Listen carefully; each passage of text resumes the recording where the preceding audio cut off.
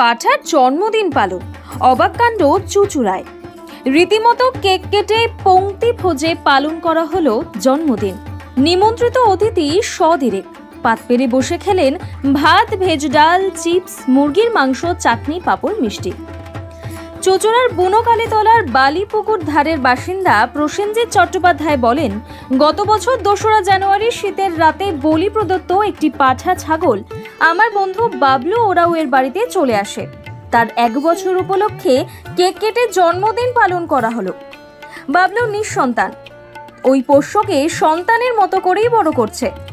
সঞ্জীব ঘোষ, রতন পাসোয়ান সহ অন্যান্য বন্ধুরা মিলে ঠিক করি অনেকেই তো কুকুর বিড়ালের মতো পোষ্যের জন্মদিন পালন করে থাকে। আমরা যদি বাবলুর পোষ্য পাঠার রাজাকে পাওয়ার দিনটাকেই তার জন্মদিন হিসাবে পালন করি কেমন হয়? নতুন বছরে একটু আনন্দ এবং খাওয়া দাওয়াও করা যাবে। সেই মতো হয় সকল আয়োজন। বেলুন আলো দিয়ে সাজানো হয়, পাঠাকে নতুন পোশাক পরানো হয়, কেক কেটে হয় জন্মদিন পালন। কথায় বলে না, পয়সা থাকলে ভূতের বাপেরও শ্রাদ্ধ হয়। তবে এই ক্ষেত্রে হয়তো আনন্দটাই সব। বাবলুর বন্ধুরা সকলেই প্রায় দিনমজুর।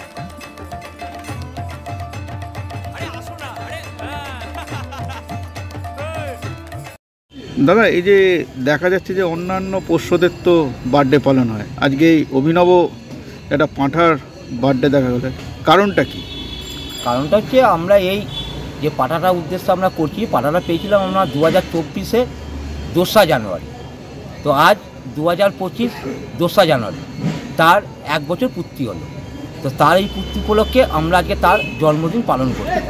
সব পশুদেরই তো জন্মদিন সবাই পালন করে, কুকুর, বিড়াল, খরগোশ থেকে আরম্ভ করে।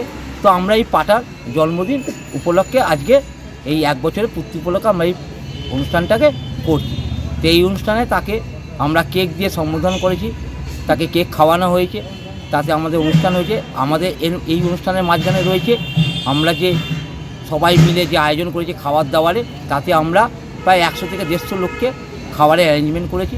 সেই খাবারের মেনুতে আমাদের রয়েছে ভাত, ভেজ ডাল, চিপস, মুরগির মাংস, তার সঙ্গে আছে চাটনি, পাঁপড়, মিষ্টি।